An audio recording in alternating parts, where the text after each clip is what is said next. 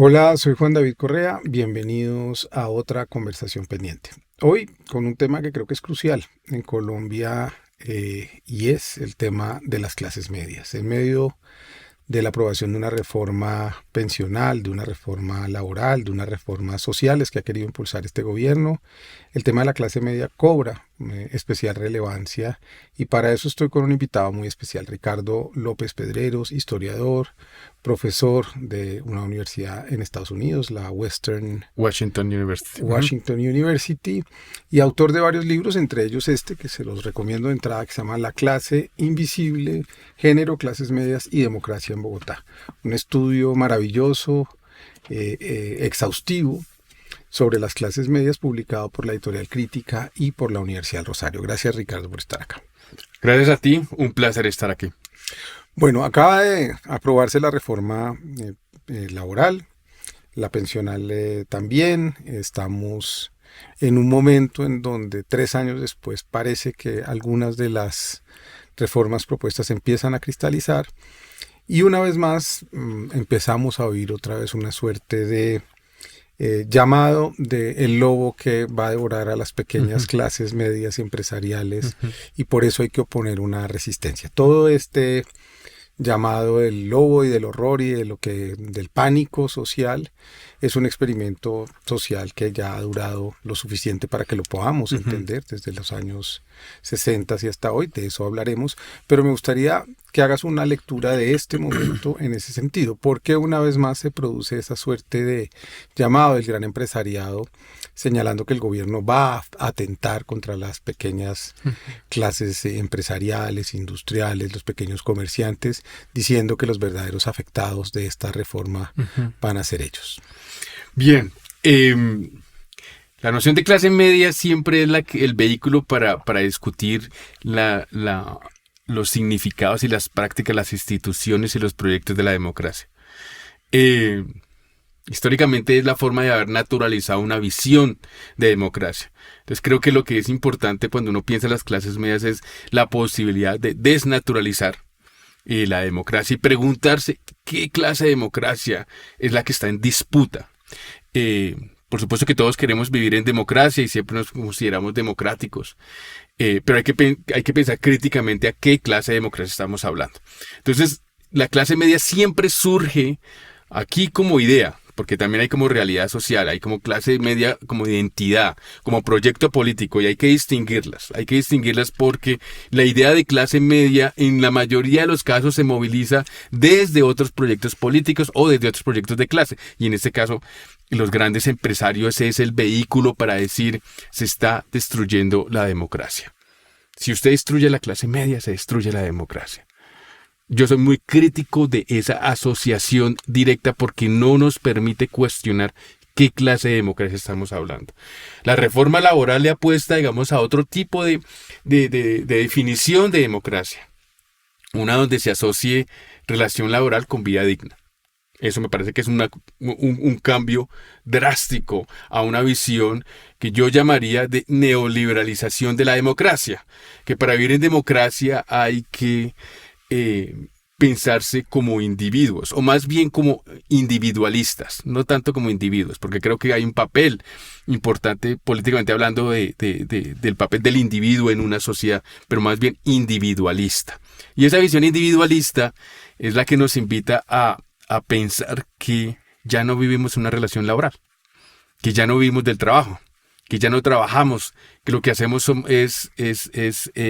somos emprendedores, tanto de la vida como del resto de las cosas que podemos hacer en sociedad. Entonces, lo que busca esa visión de emprendimiento es legitimar una forma de explotación, porque ya no somos trabajadores, sino que simplemente invertimos en nuestro propio capital humano, y esa noción de capital humano viene del neoliberalismo. Entonces ya no logramos pensarnos como trabajadores, sino como emprendedores. No somos responsables los unos de los otros. Cada quien se defiende como puede. Por su lado. y termina justificando la concentración de la riqueza de una manera, porque claro, pensamos las cuestiones de pobreza no como una cuestión estructural, sino como una cuestión psicológica e individual. Cada uno con su cuento. Si tú eres pobre, es porque psicológicamente no piensas de manera positiva. Piensa positivo, hombre, piensa positivo y verás que vas a superar la pobreza. Entonces ahí se silencia la cuestión de la pobreza, en ese sentido pobreza material, como una pregunta estructural, histórica, de larga data, y que hay que enfrentarse. Sin decir además que los grandes capitales y cualquier tipo de riqueza no ha surgido de la nada, se debe al capital social y al capital, digamos, en gracia de discusión de la modernidad, al capital de lo que hemos sido como república estos 2 siglos. No ha aparecido como una abstracción. Exacto. Que no se debe a ellos, ¿no? Los grandes capitales, hay que volverlo a decir porque parece que se nos ha olvidado. Claro. No son hombres heroicos que han logrado todo desde la nada, sino precisamente gente que también ha tenido una sociedad que los ha ayudado a construir esa riqueza. Bueno, ahí hay una cantidad. La clase media, la idea de clase media justifica y legitima muchísimas cosas. Una de ellas, que a mí me parece que es importante, y es la respuesta a la reforma laboral, y es lo que se refiere, o pues, que casi siempre es un discurso de derecha, y es el odio de clases, ¿cierto? La clase media aparece como la armonía social, ¿cierto? Y aparece como la armonía social precisamente porque es que ya no somos trabajadores, es decir, la relación entre capital y trabajo, ya no somos trabajadores. Somos nosotros mismos. Entonces, ¿para qué ponernos a discutir lucha de clases? Pero en ese proceso se silencia, se olvida que estamos hablando de una cuestión de poder. La reforma laboral es un ejemplo de la posibilidad de pensar que una sociedad democrática depende del trabajo. Y una en contra o en disputa de una democracia donde se piensa que son los empresarios los que mueven la sociedad. Y claro, aquí entramos de manera directa con una discusión ideológica. Como tú decías antes, yo tampoco le tengo mucho miedo, yo no le tengo miedo a la cuestión de la ideología. Y espero poder discutir un poco más adelante a lo que me refiero, porque lo que ha logrado, digamos, la visión neoliberal de democracia es que una visión particular de ideología pasa como no ideológica.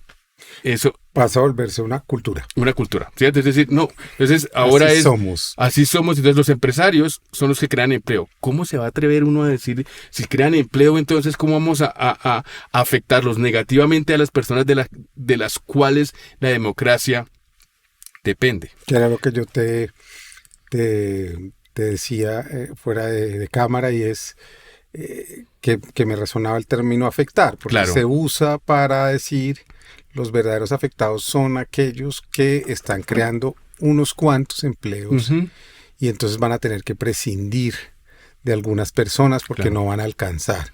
Yo lo que sostengo es que esa idea culturalmente es muy compleja porque vuelve a profundizar y a insistir en que la acumulación individual es lo que debe prevalecer y no la redistribución, que es materia de discusión hoy en el mundo entero de la economía, de los intelectuales, de la academia. Te ponía el caso de Sandel y de Piketty, que tienen un libro que recomiendo, además se llama Igualdad. Es un diálogo muy sencillo de entender, en donde se pone estas tesis sobre la mesa. ¿Por qué no hemos sido capaces, después de ver la evidencia del drama que viven millones y billones de personas en el mundo, que están en condiciones de pobreza, de genocidio, de exclusión, de inmigración, de todo lo que estamos viviendo? ¿Por qué no hemos podido entender que se necesita perentoriamente una redistribución a riesgo de que ya no sea posible contener ningún tipo de orden social? Efectivamente. Y creo que hay varias cosas. Una, a mí una de las cosas que me parece importante entender es cómo hemos llegado a este punto, cuál ha sido el trabajo político desde diferentes frentes para pensar que nos encontramos en un mundo como el actual, donde la posibilidad de pensar igualdad, alguna manera de una mejor distribución de la riqueza, siempre se encuentra como con una respuesta que ingenuidad. Creo que ahí se ha perdido un trabajo político, es decir, que el trabajo político ha logrado esa naturalización, y que creo que lo que hace este gobierno, y como veremos, yo soy muy crítico de varias cosas de este gobierno, pero una de las cosas que se ha logrado es, digamos, politizar ciertas formas de discusión que nos lleve a pensar que las cuestiones de pobreza no son una decisión individual, sino que hay una realidad histórica estructural que las ha creado. Porque el otro aspecto, cuando hablamos de la noción de afectar a los grandes empresarios, a los creadores de empleo, es que no discutimos el tipo de trabajo. Entonces uno puede decir, pues estoy creando empleo, pero no hablamos del tipo de empleo. Y de la dignidad. Y de la dignidad empleados, ¿no? que necesariamente está atada a las condiciones laborales pues que se deben pensar críticamente. Y a que todo lo volvieron una forma de producir riqueza económica, a que la redistribución es posible en bienes para todos, a que la salud no puede jugar sus dineros en la bolsa y financiarizándose, digamos, como lo ha hecho en este país. Sí. Ese es el tipo de discusiones que yo creo que tú recoges, y la recoges de una manera, insisto, muy metódica y juiciosa, yendo a un momento específico de la historia de América en general, que es finales de los años 50 y comienzos de los años 60, con algo que es una política exterior de Estados Unidos que se llama la Alianza para el Progreso, que algunos creemos que es un gran experimento social en América Latina. Y me gustaría que le contaras a la gente qué es la Alianza para el Progreso y por qué es un momento tan definitivo en la creación de esa clase media que se va a volver una clase media que va a tener ciertos valores y defensa de cierta cultura de esto que estamos hablando. Bien, la Alianza para el Progreso fue un programa desarrollista, como que sería el ejemplo de un programa desarrollista que se inició en 1962, pero que recogía algunos proyectos políticos de la primera mitad del siglo XX en diferentes lugares del mundo. Pero con la consolidación de la Revolución Cubana de 1959, el miedo al pueblo, al miedo al cambio social, hizo que esta Alianza para el Progreso propusiera lo que se pensaba era la posibilidad de evitar más Cubas o evitar más la radicalización de las Américas, incluso Estados Unidos, que a veces pensamos... De una segunda emancipación, exactamente. Sobre otro imperio que ya estaba amenazando. Exactamente. Entonces, y es interesante porque hay toda una cosa de conectar todas las Américas para pensar la posibilidad del cambio social, porque hablaban de cambio social, ahora bien con la posibilidad de materializar unas clases medias. Unas clases medias que se imaginaban como la posibilidad de contener un muro de contención en contra de lo que se pensaba era el comunismo, la radicalización social, la movilización política, porque dentro de su aparato crítico pensaban que América Latina estaba definido por dos clases sociales, las élites y los grupos populares. Y que eso es lo que llevaba a ese enfrentamiento y la que podía llevar, digamos, a la consolidación de lo que se llamaba pues una sociedad comunista o la posibilidad de que el comunismo tuviera cierto arraigo social. Entonces que había que crear unas clases medias que sirvieran de ese muro de contención. Y esas clases medias estaban representadas en una clase media profesional, y efectivamente se ve la expansión de universidades públicas y universidades privadas, en el caso colombiano, pero en otros lugares de América Latina también. Los pequeños propietarios e industriales, que si bien jugaron un papel importante en los años 50, con la Alianza para el Progreso se consolida ese papel, y los empleados públicos y privados. Los empleados públicos y privados como el ejemplo de la posibilidad de superar la distinción entre capital y trabajo. Que los sectores de servicios ya no iban a estar definidos por obreros, sino que iban a ser empleados. Eso, digamos, desde la teoría de la política de la Alianza para el Progreso, los profesionales que iban a poder enseñarles sobre todo a los campesinos y los clases obreras, a vivir en democracia. Y el pequeño propietario como el ejemplo de la posibilidad de individualizar la producción de la economía. Hay toda una historia luego de qué grupo termina siendo el más dominante o la asociación de lo que supuestamente es clase media. Pero de ahí viene esta idea de que las clases medias defienden la democracia. Es una idea histórica. Y tú dices que en esos años 60 hay un primer momento en donde ciertas gentes liberales, progresistas, intelectuales, gente que entiende lo que está pasando, toma una posición moderada y dice, bueno, vamos a aprovechar esta inversión, vamos a colaborar con la creación de esta clase media. Sí. Ahí hay una respuesta posible, por supuesto con un espíritu crítico, porque si hablamos de Orlando Falsborda o de Camilo Torres, estamos hablando de gente que tenía ya en su horizonte, probablemente no habían ido todavía tan lejos, digamos, pero ya tenían en su horizonte intelectual y vital unas ideas que querían defender y aprovecharon ese momento y se unieron a ese momento. Es un momento de dos reformas agrarias en Colombia, la del 61 y la del 68, o de un intento de reforma en el 61 y otro del 68, y hay un momento en donde entonces eso se acoge. ¿Cómo es ese momento y qué es lo que, digamos, tú sostienes sobre alguien que después se va a volver mucho más radical en un sentido profundo e interesante, por supuesto, como Falsborda? Bueno, Falsborda y Camilo Torres son dos figuras bien importantes que a veces en nuestros análisis tendemos a idealizar y que es importante pensar, digamos, históricamente los momentos políticos por los que pasaron, para poder entender el cambio social. Entonces, Falsborda tenía su proyecto montado de la posibilidad de modernizar la sociedad. Él viene de Estados Unidos, hace su doctorado, escribe su tesis de maestría y de doctorado, y sale este libro sobre campesinos de los Andes, que es un muy buen ejemplo de lo que él quería hacer. Y él quería lograr, digamos, lo que él llamaba la modernización de las élites, que se incluyeran en un proyecto nacional. Pero para lograr eso, él pensaba que el papel de los profesionales era absolutamente crucial, tanto para educar a esas élites sobre las experiencias de los grupos populares, tanto como incorporarse con los grupos populares y pensar el cambio social.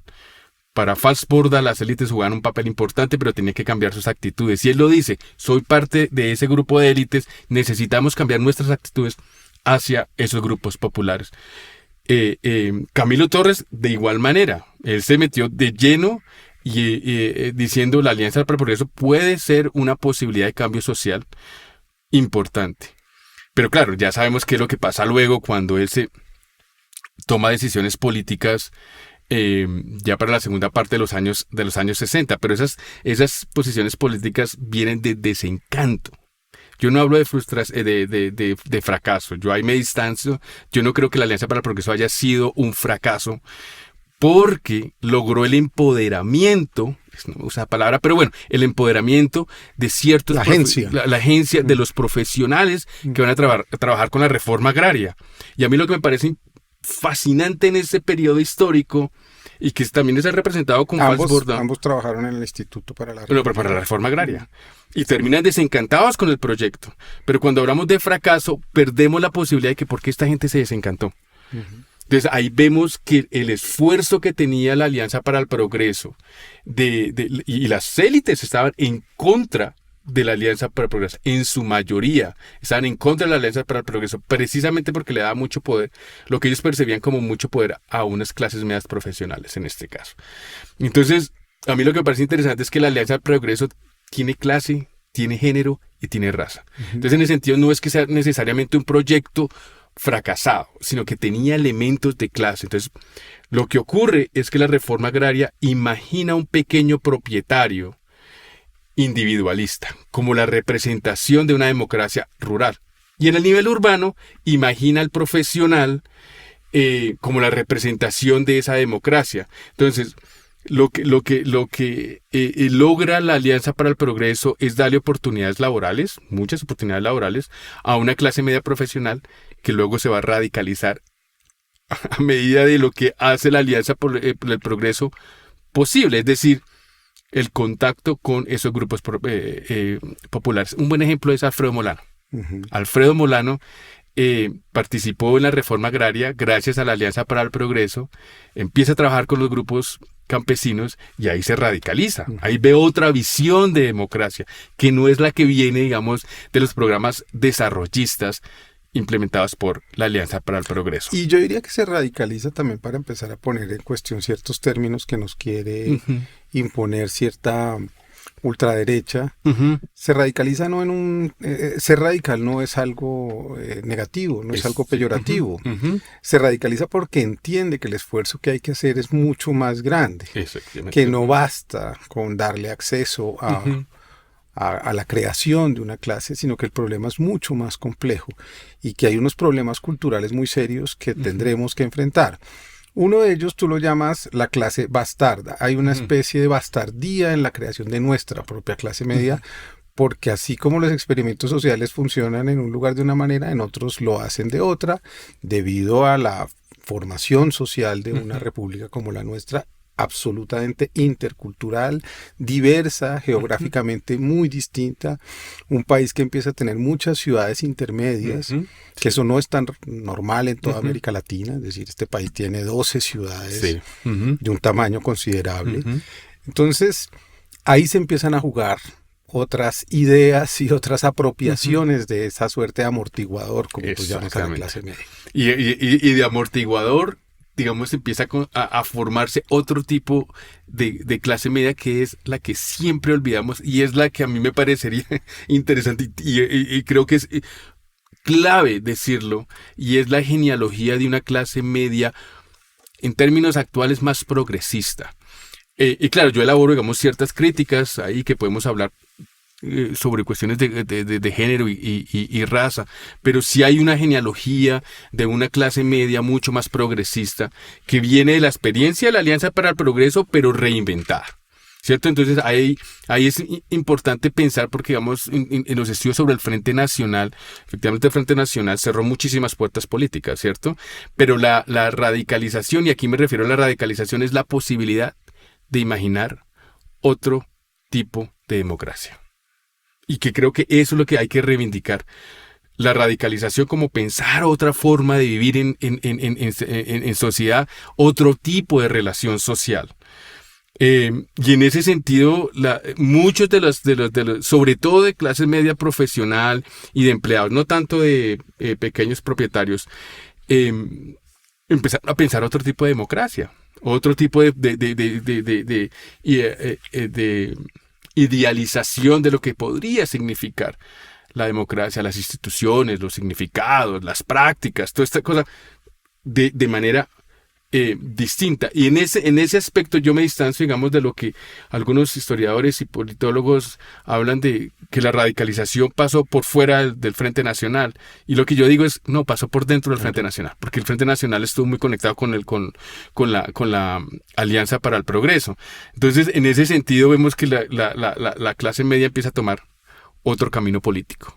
¿Sí? Y también quizás tiene una interioridad que no sé si se ha estudiado, seguramente tú la has mirado, y es también la creación, así como hay una reserva, digamos, moral, la clase media no es una cosa homogénea, hay una heterogeneidad de sujetos, de culturas,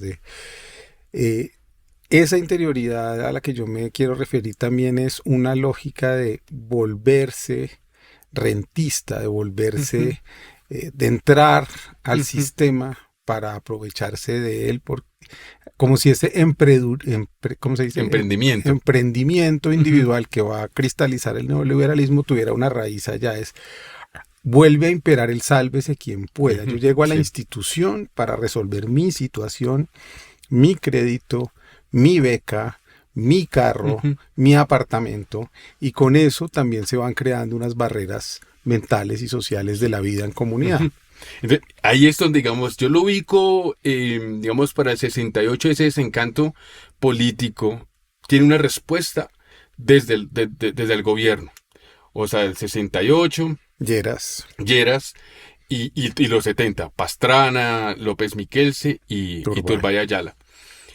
pero uno ve la respuesta muy específica a las clases medias. Y ahí es donde viene la noción de lo bastardo y lo que llamo la patología de las clases medias. Entonces, claro, luego de que hayan dicho que las clases medias iban a ser el amortiguador de toda esta posibilidad de radicalización política, pensada ahí sí en términos peyorativos de hoy si está el comunismo y toda la cuestión, ven que esas clases medias están radicalizando hacia otro proyecto político, hacia otra definición de democracia. Y hay una patologización donde se piensa eso a nivel latinoamericano como una imposibilidad histórica en América Latina. Pero esa imposibilidad histórica siempre está en comparación con el norte global. Sí, es que aquí no surgen unas clases medias, no se pudo, pero ahí está pasando, históricamente está pasando o materializándose unas clases medias. Y empieza a darse una lucha en proyectos políticos, con muchos aspectos, pero para nuestra discusión creo que es importante pensar, digamos, una consolidación de unas clases medias individualistas y unas clases medias que empiezan a pensar desde la reciprocidad, desde la solidaridad. O sea, digamos, uno reclama la noción de solidaridad y creo que hay que hacerlo, pero hay unas genealogías en ese aspecto y esa clase media más progresista empieza a pensar críticamente la posibilidad de reciprocidad social, la posibilidad de solidaridad, que me parece que es importante. ¿Qué significa ser solidario con ese otro? Y entonces empieza a darse esa disputa es muy, muy, muy fuerte, y en los años 70 y en el 77, que es un año importante en el momento del paro nacional, entran en disputa. O sea, pero antes de que entraran en esas disputas, los años 70, los diferentes gobiernos hacen ciertos proyectos políticos para lo que ellos pensaban era despolitizar las clases medias. ¿Y cómo lo hacen? Por un lado, lo que mencionaba ahorita, que era la patologización de las clases medias. Hay algo como intrínsecamente malo o equivocado en las clases medias latinoamericanas. Y aquí vemos una cantidad de discursos racistas, y es porque culturalmente no lo pueden lograr, en fin. Entonces, patologizan esa noción de clase media como la no existencia de la clase media. Nos vuelven una suerte de broma social para el mundo, ¿no? Los Banana Republic, los chipchombianos, no lo logramos, no podemos. Y no logran una democracia, pero cuando nos dicen no logran una democracia, la democracia que están pensando es esa democracia, digamos, que está más marcada por nociones del mercado. Entonces, eso por un lado. Luego hay todo un proyecto, y es cuando surge, por ejemplo, esta idea de casa, carro y beca, o se consolida esa noción de casa, carro y beca, y desde el gobierno empezaron a promoverse la posibilidad de Banco Central Hipotecario. Exacto. Que tiene digamos, una visión de propiedad desde lo privado, ¿cierto? O de la posibilidad de tener casa, en este caso, o carro, o beca, desde lo privado y desde lo individual. Y la tercera, que es muy importante, es las formas de violencias estatales, que empiezan a decir estos profesionales en particular y estos empleados en particular deben educarse a sí mismos en esa visión individualista, y lo hacen a través, digamos, estamos hablando digamos, con el estatuto de seguridad de Turbay. Digamos, la manera en cómo se justificó esas formas de tortura es que, ¿cómo así que un doctor? Porque, digamos, por ejemplo, en el M19 muchos doctores, muchos profesionales, muchos universitarios, y lo que me contaban cuando conversaba con algunos de ellos me decían, a mí en los momentos de tortura lo que me decían era, ¿cómo puede ser que usted, un doctor, esté metido en todo esto? Metidos en movimientos sociales, defendiendo la clase obrera, dedíquese a su éxito profesional. Pero ahí hay una definición de democracia que son distintas. Entonces, esos proyectos tratan de despolitizar esa radicalización. Pero por el otro lado se logra cierto arraigo social de esas clases medias mucho más individualistas gracias a esos proyectos estatales que podrían asegurar cierto privilegio, porque digamos la noción de casa, carro y beca viene mucho, por ejemplo, de la vivienda y la noción de ahorrador feliz, que es muy, o sea, ¿cómo se llama esta? La alcancía rojita esa, la casa roja de la vivienda, es una forma del ahorrador feliz que tiene unas connotaciones de género, el hombre proveedor, masculino, la mujer en casa. Dices algo muy, muy bueno, y es los hombres profesionales tendían a ser vistos como aquellos que podrían descubrir las necesidades más sentidas de los pobres. Eran los depositarios de esa responsabilidad, eran los papás. Exactamente. Son nuevos papás. Son nuevos papás. Entonces, ahí hay una visión de democracia, hay unas disputas de democracia que en el 77 entran. El 77 produce el Gran Paro Nacional. El Gran Paro Nacional. Contra López Michelsen, que venía... todos son unas paradojas muy grandes en la vida política colombiana. Un hombre que había sido bastante radical, revolucionario, liberal, en los años 50, que había sido el oxígeno de los movimientos, digamos, de izquierda, ilegalizados. Además, el Partido Comunista fue ilegalizado en Colombia. Después le termina siendo imposible traicionar a su clase, digamos. No puede llevar a cabo eso que soñaba en sus discursos juveniles, o juveniles no, porque se hace bastante mayor, se hizo político. ¿Cómo es ese momento que es muy paradójico en Colombia? Y es bien interesante y nos dice muchísimo del presente y la lucha por el espacio, por las calles. En el 77 es interesante porque, por ejemplo, para citar ejemplos que nos hablen al presente, los médicos, ¿cierto? Había muchos médicos que estaban, digamos, en ese mismo proceso de radicalización, con nociones de reciprocidad, nociones de solidaridad, pensaban la salud como bien común, ¿cierto? Que pensaban la salud no desde el negocio, no desde la ganancia, sino desde la prevención, ¿cierto? Ciertos grupos de médicos pensaban ese aspecto. Y lo que es interesante es que lo que quiere hacer López Michelsen es monopolizar la noción de política y de ideología. Perdón, y a lo que me refiero aquí es que en ese proceso le decía a los profesionales, ustedes como profesionales, y en este caso como doctores, no pueden participar en una movilización social porque pierden esa neutralidad que deben tener. Ustedes no pueden tener ideología. Vemos los primeros pinos de desconectar experticia, experticia que se tiene que diferenciar desde la ideología. Y doctores en esa lucha social decían, podemos ser ideólogos en el sentido de producir un proyecto político, a eso me refiero con ideología, la posibilidad de consolidar un proyecto político y de definir la democracia desde la experticia. Y ellos hablaban desde la experticia y decían, la salud puede ser un bien común y debe ser un bien común. Eso por un lado. Educación. Y la educación puede ser un bien común. Y digamos, los profesores universitarios también jugaron un papel muy importante en esa posibilidad. Entonces tenemos, digamos, ese grupo de clases medias un poco más progresistas y tenemos todo un grupo de clases medias que hicieron todo un trabajo político para decir, nosotros no queremos participar en esta contienda, en esta movilización. ¿Y por qué?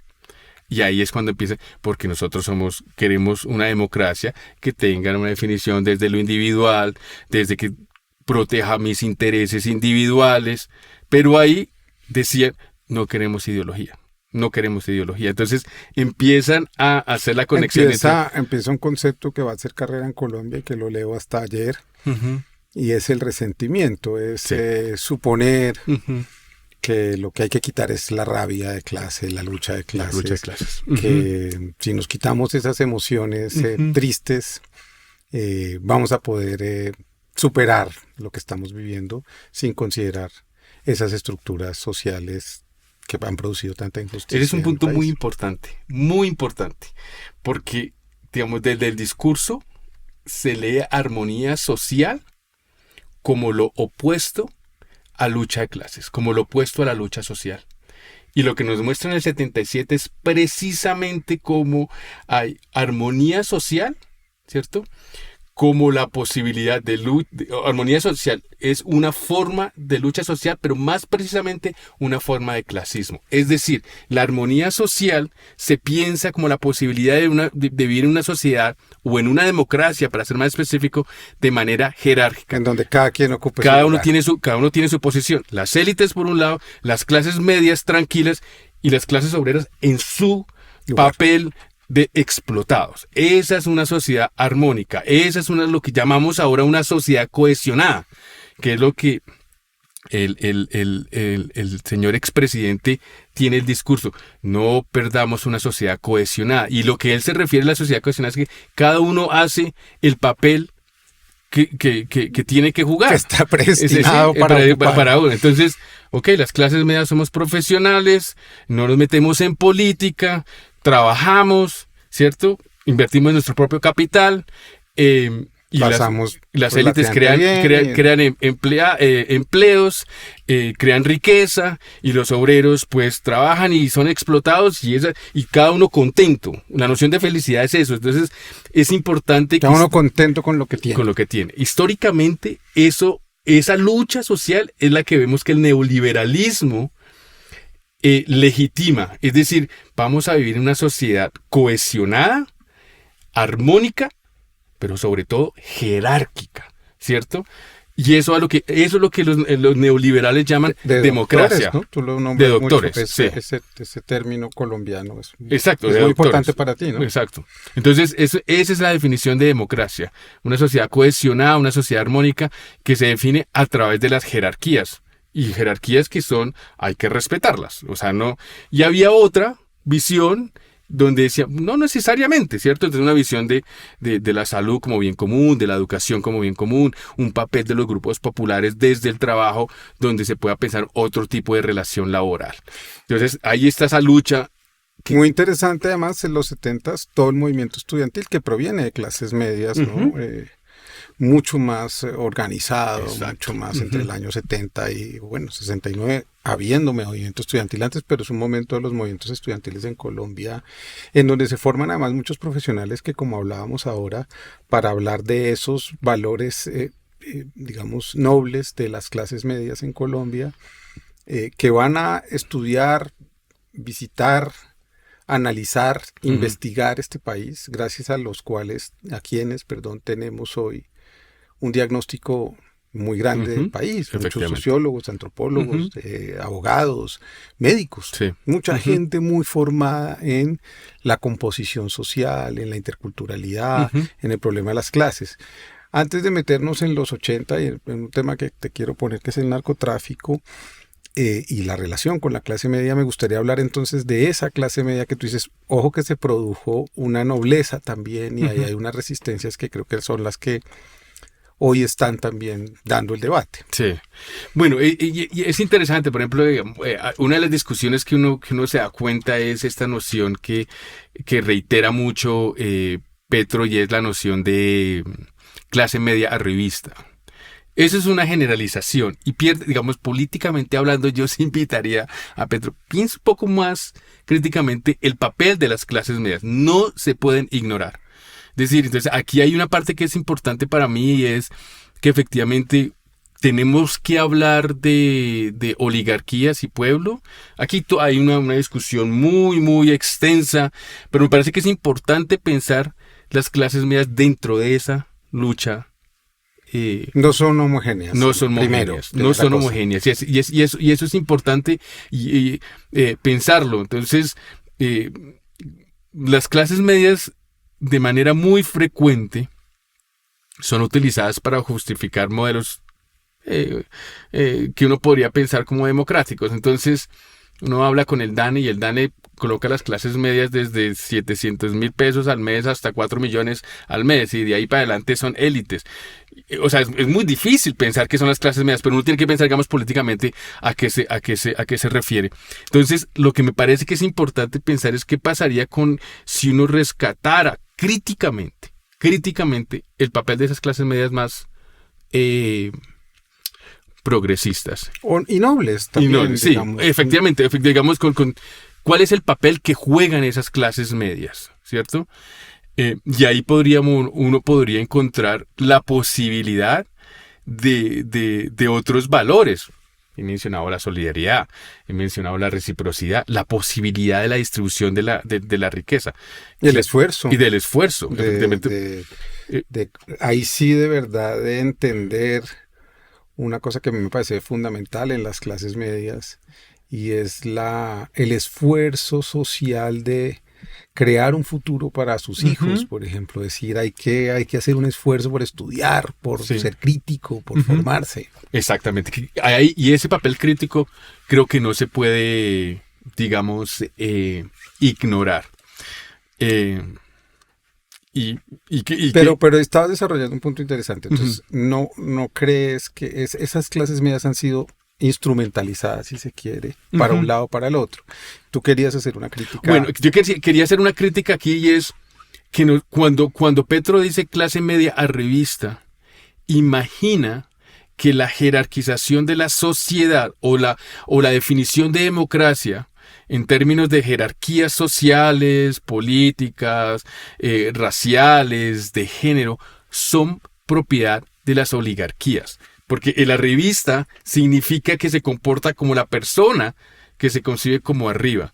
Y una de las cosas que yo trato de mostrar en el libro es que las clases medias tienen su propio proyecto clasista, que está en relación, incluso en lucha con las élites, ¿cierto? Con los oligarcas, pero que tiene su propio proyecto clasista. Entonces, pero profundízalo un poco. Me refiero que, por ejemplo, cuando una de las cosas que uno ve en los años 80 es que la noción de la posibilidad, la justificación de vivir en una sociedad jerarquizada, que se puede llamar democrática, para las élites fue muy difícil tratar de justificar esa visión de sociedad, porque se le asociaba a las élites como, pero ustedes vienen, son de sangre azul, pongámoslo así, son de sangre azul, ustedes vienen pues de abolengo, ustedes no tuvieron que hacer ningún trabajo para lograr ese estatus en el que se encuentran. Nosotros de la clase media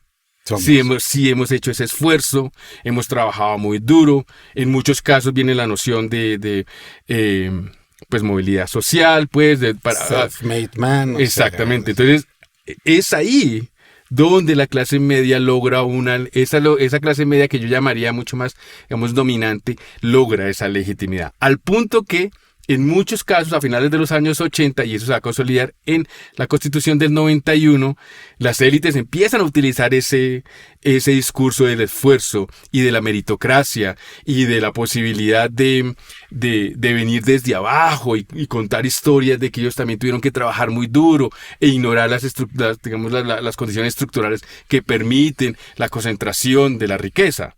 Entonces, es ahí donde las clases medias logran un papel legitimador. Y es en los 90 donde se mueve un cambio que para mí es absolutamente clave, y es hay una transición de clase media como clase, que viene desde las mismas clases medias, a una clase media como idea, como ideal de sociedad. Y es en ese proceso donde ya todos nos empezamos a pensar como emprendedores, todos queremos lograr ser parte de una clase media, incluso gente con mucho capital económico empieza a decir que son parte de una clase media, que vienen de la clase media, precisamente porque esa noción de clase media es la que, digamos, la más tradicional o la más conservadora, es la que legitima formas de explotación, la que legitima una sociedad definida por jerarquías, la que define un clasismo y justifica ese clasismo. Por eso es que nos encontramos ahora en un momento en el que la idea de clase media es la que se moviliza para decir, no, si usted empieza a redefinir la democracia desde lo laboral, o desde la salud, o desde la pensión, usted está destruyendo la clase media, o una sociedad de clase media.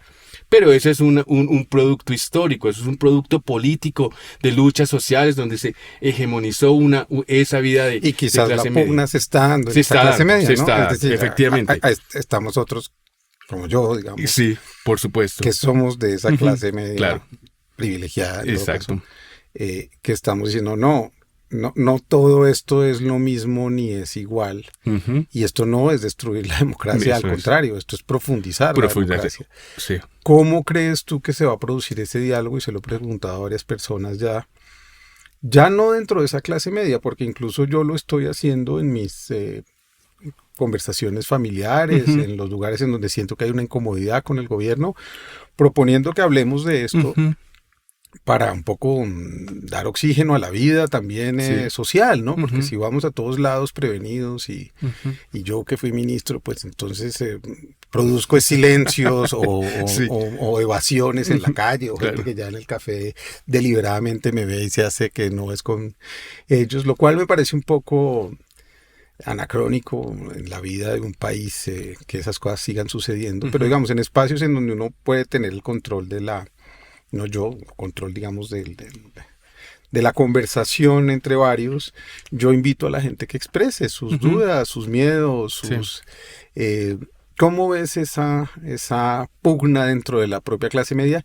¿Y cómo ves realmente si ese llamado que hacía, por ejemplo, alguien como Valls hace 40, 50, 60 años, se va a producir? Es posible que las élites, esas sí oligárquicas, esas sí que han concentrado el poder y la riqueza en Colombia, se abran a una conversación, ¿o tú crees que eso la sociedad no está? Es una pregunta muy, muy, muy, muy difícil e intento, bueno, no sé si la pueda responder, pero intento decir lo siguiente. Juan David, hay varios aspectos. Por un lado, yo sí creo que a pesar del desencanto político que puede existir, vamos, dentro de las discusiones de las clases medias, por un lado yo creo que en términos sociales las clases medias, que son las que he llamado progresistas, históricamente jugaron un papel importante en la elección de este gobierno. Yo creo que es importante. Un papel importante no quiere decir que fueron las únicas, no, jugaron un papel importante. Y dentro de esas clases medias se nota un tipo de desencanto político con la posibilidad del cambio. Eso tiene muchas razones, ¿cierto? Hay críticas legítimas al gobierno de Petro, y que yo incluso pues puedo compartir en términos de la posibilidad de imaginarse otro tipo de proyectos de izquierda. Y eso me parece que es importante, que el monopolio no lo puede tener, digamos, lo que puede representar Petro como proyecto de izquierda. Dentro de las clases medias yo veo, digamos, un diálogo sobre la posibilidad de lo que significó, porque hablan en pasado, el gobierno del cambio. Es decir, se les dio la oportunidad y no lograron nada, ¿cierto? Lo cual no es necesariamente verdad. Creo que sí, se han logrado algunas cosas, y como hablábamos antes, creo que una de las cosas más complicadas en este gobierno es el proyecto de comunicación, de comunicar, de abrir el debate, de poder mostrar lo que se ha logrado. Entonces las clases medias juegan un poco con ese desencanto, pero también veo la posibilidad que se ha abierto para desnaturalizar lo que significa vivir en democracia. Hay una politización de esas clases medias.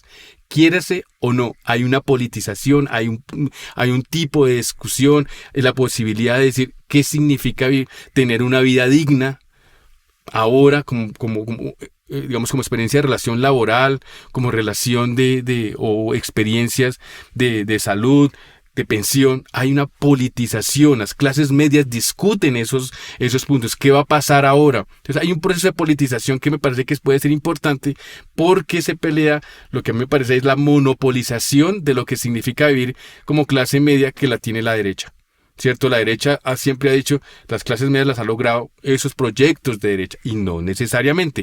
Digamos, como vimos la discusión ahora, creo que no habría una asociación directa. Entonces veo esas dos posibilidades de un desencanto, una politización, una lucha, porque estoy convencido que quizás algunas partes de las clases medias pueden ser parte de ese gran nosotros. Y aquí cito el trabajo de Mara Viveros Vigoya sobre las clases medias negras, y una de las cosas que ella propone en su trabajo, en ese libro y en otras conversaciones que hemos tenido, es: discutamos qué significa el nosotros. Y en esa discusión del nosotros, de un nosotros grande, creo que el papel de las clases medias no se puede evadir como realidad social. Es decir, uno puede hacer un acto de fe, Juan David, y decirle a las clases medias: ustedes no existen como clase. Ustedes no existen, ustedes están ustedes están con el pueblo o están con las oligarquías.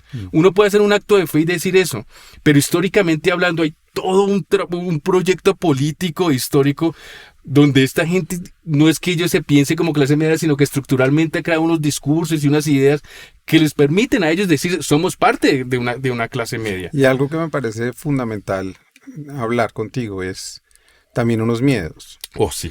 Que yo creo que son unos prejuicios muy bien calculados y muy bien creados. ¿Qué opinas de esos miedos? Digamos, esa es la forma y el aparato que una y otra vez se mueve para ahí sí radicalizar negativamente a la clase media. El miedo al descenso social es, en el discurso, el miedo al descenso social es creado, pero real.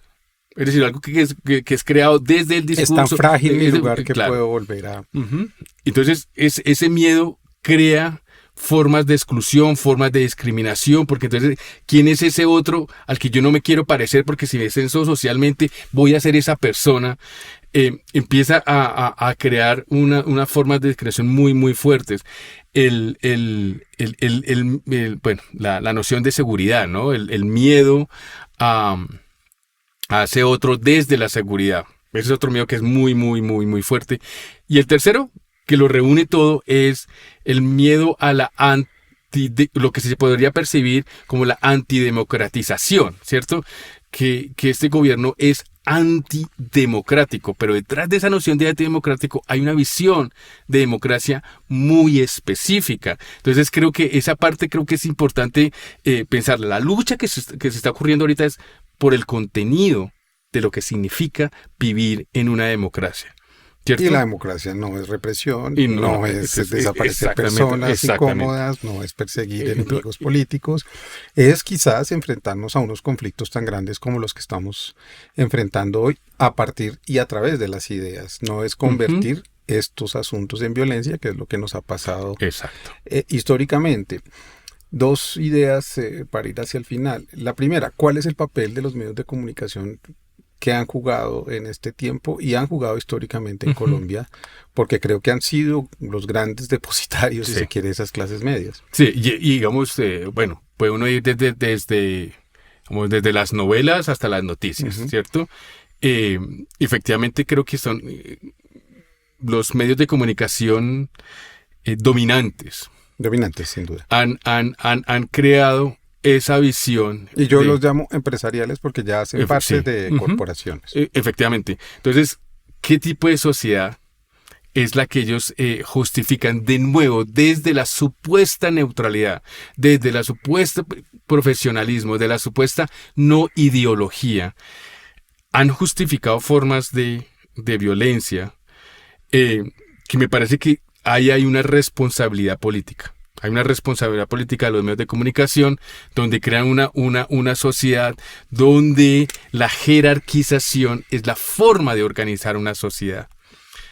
Para dar un ejemplo, y ese ejemplo que me parece que es absolutamente crucial, y me cuesta un poco pues por la persona que tengo que citar, y es Carlos Castaño. Carlos Castaño decía o dijo en una entrevista con Darío Arizmendi creo que la cito en el libro, si mal no recuerdo, con Darío Arizmendi, que él decía que los paramilitares eran, y creo que cito textualmente, la mano armada, o el brazo armado de las clases medias colombianas. Eso no es una cosa menor. ¿Desde dónde viene esa noción? Viene desde los medios de comunicación. Antes, digamos, de la posibilidad de defender ese proyecto paramilitar, y después, él dice esto a principios de los 2000, creo que es del 2001 o el 2002. Los medios de comunicación, ¿cierto?, no juegan un papel crítico en ese momento en que dice qué significa que los paramilitares sean el brazo armado de una clase media colombiana. ¿Qué significa eso, cierto? Y luego, todo el proceso de justificación del proyecto paramilitar. Uno pensaría que el proyecto paramilitar es algo que va en paralelo a unas realidades sociales de las clases medias. No. Uno, por ejemplo, puede ver la noción de individualización, la noción de emprendimiento, que va muy pegada a un proyecto paramilitar. Entonces, es muy doloroso y además verlo en alguien que fue un héroe para todos nosotros, como Luis Herrera. Exactamente. Entonces, ahí hay unas cosas que creo que el papel de los medios de comunicación, que te llamas corporativos y que coincido contigo, pero que a largo plazo han jugado un papel importante en la justificación de las formas de violencia. Ahora bien, dentro de ese aparato, digamos, o incluso ese monstruo, también ha habido muchísimos que uno podría llamar profesionales de clase media con voces absolutamente críticas a ese proyecto de comunicación y que han logrado de nuevo imaginar otro tipo de democracia que siempre tendemos a olvidar, ¿cierto? A pensar que no ha existido, a pensar que no ha sido una realidad.